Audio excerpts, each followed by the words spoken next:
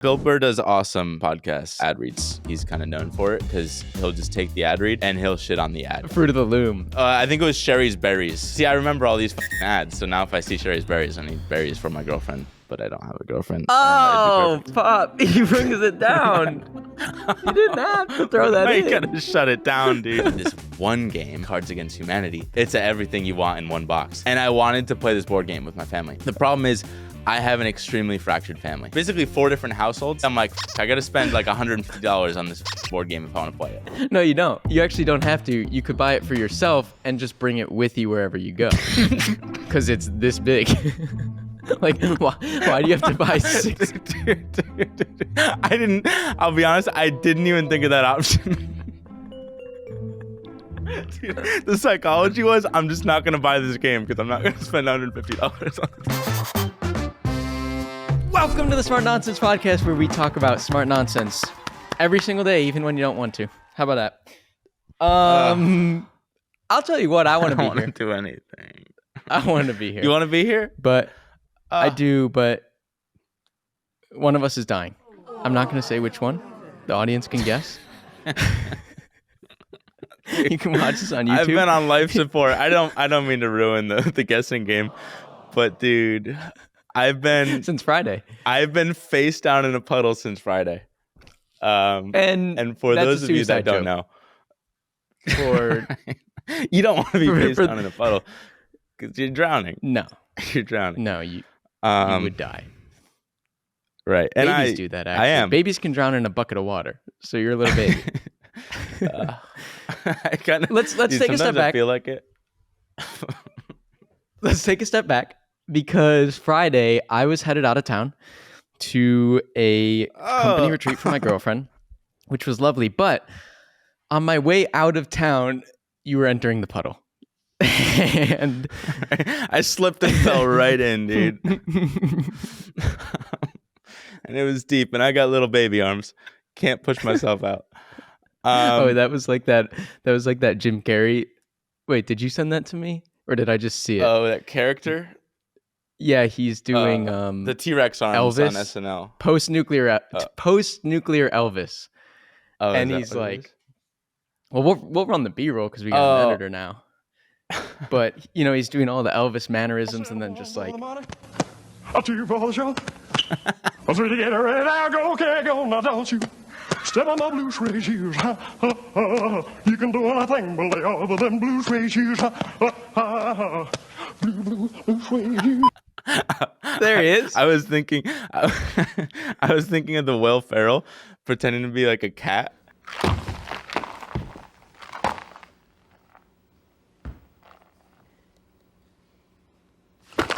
I think it was Will Ferrell. Yeah, similar vibe. That was me though. That was me. Not as funny, more sad, but equally powerful emotions. And why? Why is that happening? Well, part of the reason why is we've had different variations of this selling meme going around. For a while, it was the surge. Dude. Wait, what are you talking about? I self-cacked. I'm trying to describe why there's a puddle and my face is down. Dude, yeah, right. The surge was basically like, there's something about like, I don't know when the surge came about, but we realized we wanted to sell and make a lot of money so that we could just focus on content. It's all we want to do. And we got to hire Henry's brother, Jack, and he requires money. So we got to have surplus money. So we got a surge. Yeah, the surge came out of Elon Musk's book. Now, here's what happened. We read Elon Musk. We did a podcast on that. And then we were like, the only part of our business that isn't working is some predictable demand. Mm-hmm. Where we know that people are coming in 1 week and 2 weeks and 4 weeks, and we could hire for that demand. So we were like, we need to take like Elon Musk and surge on this demand problem. And that was about a month ago now. Right. And so, dude, we had a surge, and like our surge was like, I don't even know what the plan was. It was like DM a bunch of people. Like we used to sell back in the day, and we were kind of good at it because we just do free work. But then when it came down to surging, we're like, we're not Elon, dude. We thought it's like trying to bring the pitcher out of retirement, but he hasn't thrown a ball in 20 years. And that's what it's felt like the last two.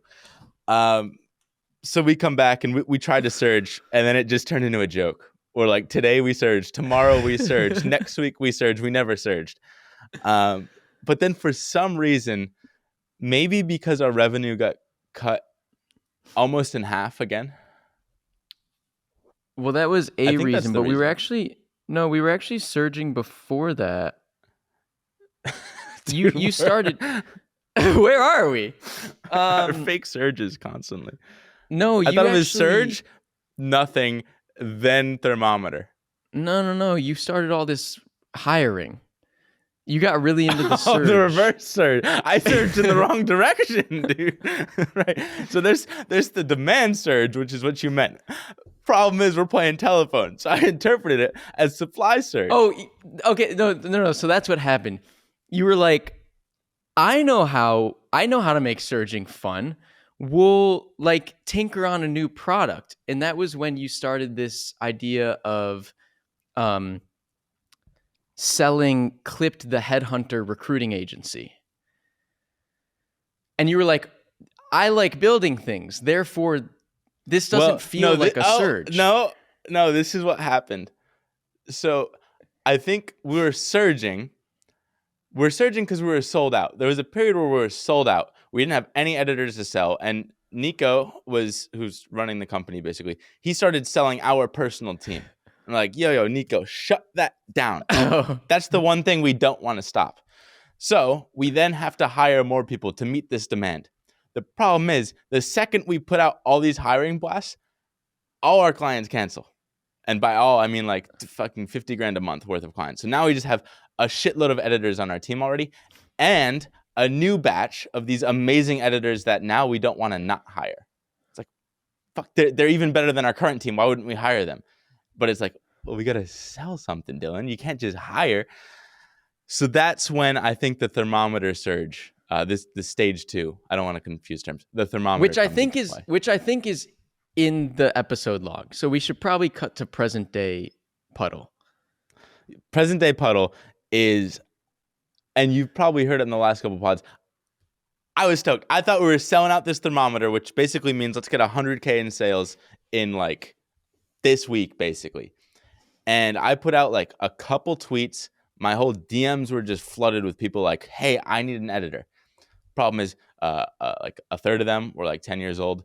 The other third was like super stoked, but then I sent them stuff to buy and they're like, oh wait, no, I actually like want to buy in like 2 months. I don't want to do it now. I'm like, well, that doesn't help.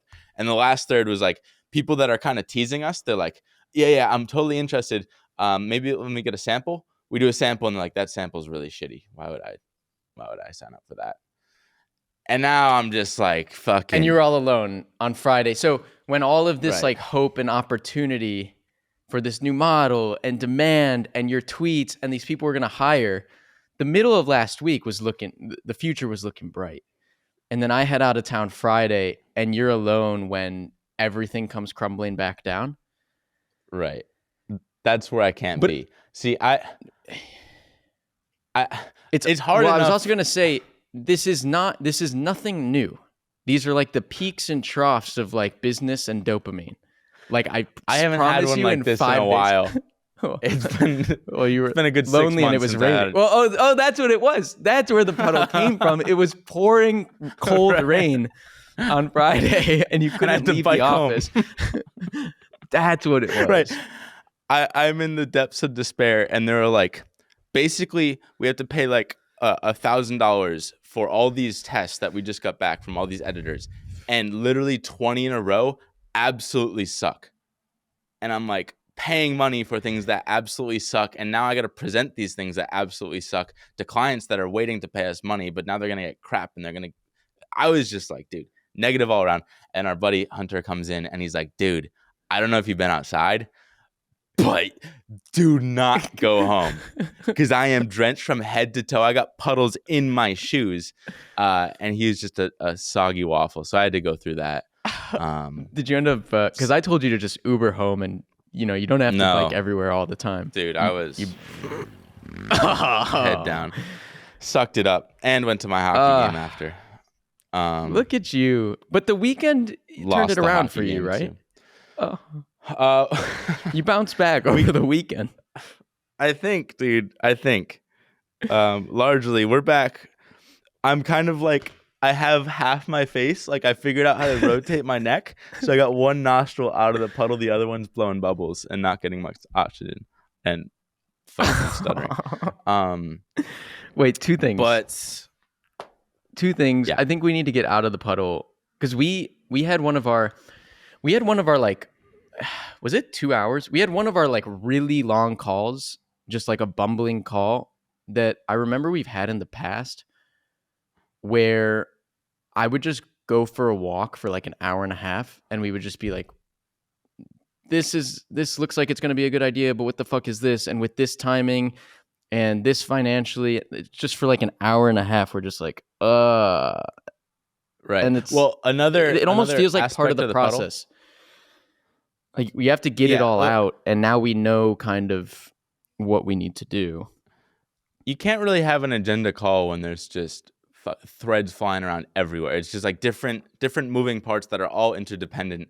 And like, we're like, oh, what if we change this? And it's like, well, what about the third order effects down here? Because at the same time as we're doing all this hiring, we're also firing our worst editors. And there are like 10 of those. But like, we don't want to just fire them and cause panic in the team, especially as we're hiring another 10. So like the 10 would come in at this time right when they see 10 people getting fired. So we got to like time that right. And then we want to like give the people we're firing to other people, maybe on this headhunter model. It's so complicated that we just had to talk for like an hour or two. It's so complicated, and we have like a pretty simple small business. So it actually, it's crazy. It gives me some like insight into the difficult decisions big companies are facing when they have to lay off people or freeze hiring, or like there are just so many variables that I can't even imagine at their scale. Well, I don't think it's the same thing I was saying earlier of like the Fortune 500 CEOs working just as hard as the bodega owner. Same. Well, yeah, it's the same thing. It's just a different scale. Yeah. But like ultimately it feels the same. So it's just a bummer when you're like working on a problem that isn't a Fortune 500 problem. It's like, hey, we're just trying to make like 30 grand. We got to make it a Fortune 500 problem. And it's Let me tell you so something frustrating. Cool, Okay. Let me tell you something cool though. I'll quit being a downer. Because while you were in the puddle, I was schmoozing all weekend, hanging out with people. Nice. In tech, which is always fun. And you know, when you go to these things, people ask what you do, right? And I'm like, I'm the animation studio. And then I'm like, and I make content sometimes. And they're like, what kind of content? And I'm like, I like this. This is cute. And then I show them my clips every single time. I showed them how sailors measure in knots. Imagine you're Christopher Columbus. It's 1492. I'm sailing the ocean blue. Every single time they got to the first animated section, every single person, I quote, holy shit. Every single time. Yeah. So that's a bit of good news. We definitely make that's why cool content. Every single person we talk to that is successful in business, they're like, hey guys, you're the only ones in the world that can do this. Why are you trying to sell a $5,000 editor that's pretty shitty to this other person that's pretty shitty? It's like, I don't know what else we really? would do, because we're not going to do Really? sponsorships. Yeah. It's just Oh, he brought it right back down. I feel like I went up. He came down. Let me bring it up, dude. Let me bring it up, because the same thing happens to me. I don't know how to describe our situation. I'm like, yeah, we have like an animation agency, and they're like, people don't really know what the fuck that means, and so you just like end up being like, yeah, and I make videos on the side, and like, well, do you make like, are you a video editor or like, what are you? And I'm like, I don't fucking know what's going on. Just look at the videos that we make, and they're like, oh, that I get. I'm like, yeah, we just do that for like companies, and they're like, oh, okay, why didn't you just say that? So brought it back down. Well, it's hard to get up, dude. I need more buoyancy, dude. I'll give you buoyancy. I went to my first private pilot's license lesson. And we did 0 G's, and let me tell you, I was buoyant. Run the clip. Oh, nice, dude. Woo! So here's what I want to do. All right, that's awesome. I'm right glad. back down. You fuck, dude. Come on, maybe I don't want just try. What do you want to do? You said you want to do something. Well, that's awesome. It's really cool that you and your family are bonding over zero gravity flights. That's cool that you have your pilot's license. Maybe you can come back to New York more often. It's gonna be a while. I gotta get a jet for that. Oh, is it too far? So you have no ability to bring it up? Dude, I think this. I don't know. Let me try and figure something out. I thought you'd bite. 0 G's.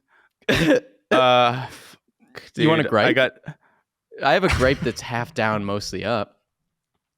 Because I think people should use this gripe to become more unique. So I've just been realizing lately, like, whenever I get an ad read in a podcast or video, I'm just spamming the skip 10 seconds button. Absolutely spamming it. I don't listen to a thing. And so that's a bit of a downer, but I think the bright side is if you can just be a little bit different, I'll watch your ad. See, your threads are like literally Half not baked. even. I don't think it qualifies as a thread. It's like the strand that's kind of fraying at the tip, and you're just like, you want to like figure out the thread here. Well, no, Bill Burr does awesome podcasts, ad reads. He's kind of known for it because he'll just take the ad read and he'll shit on the ad. He'll be like, "Here's the dumb copy you gave me, but honestly, like MeUndies, right? Fucking now it's gonna hold your balls together." Like, and he's just like, and then he'll get people canceling on him because he's like making fun of like fruit companies and stuff. Fruit of the Loom. I think that's what it was. Which isn't a fruit. I think it was Sherry's Berries. Sherry's Berries. See, I remember all these fucking ads. So now if I see Sherry's Berries, I need berries for my girlfriend. But I don't have a girlfriend. Oh, Pop. He brings it down. You didn't have to throw that in. You gotta shut it down, dude. We might have to. I'll end on this, dude. It's a little bit of psychology. You can take whatever you want out of it. But I was just talking to Zach. He's behind me now, and he's been promoting us making a smart nonsense card game for a while. Yes. I love card games. They're fun. They're good old family fun. Everyone participates. I tried to do code names with my family, which is like you got a bunch of different words and you try and connect the words with a hint, but you can only use one word. Fun game, but it's very heady. So I don't think my family liked it as much as they could have. But this one game, Cards Against Humanity, is a hoot and holler. It's everything you want in one box.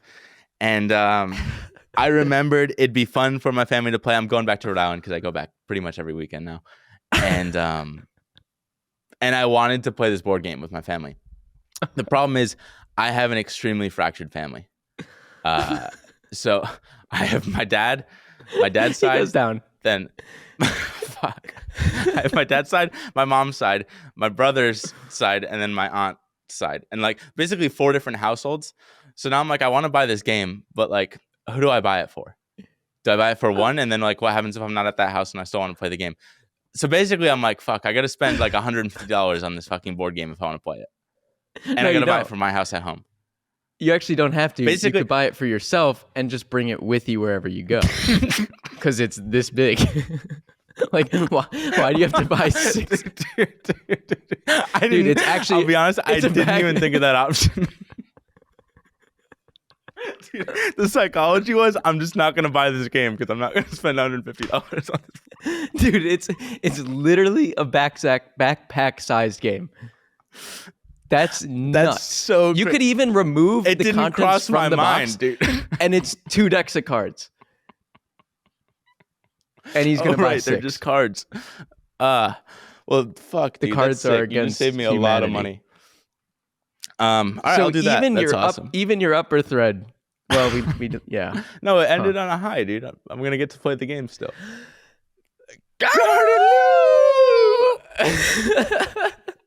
I'm gonna get to play the game still.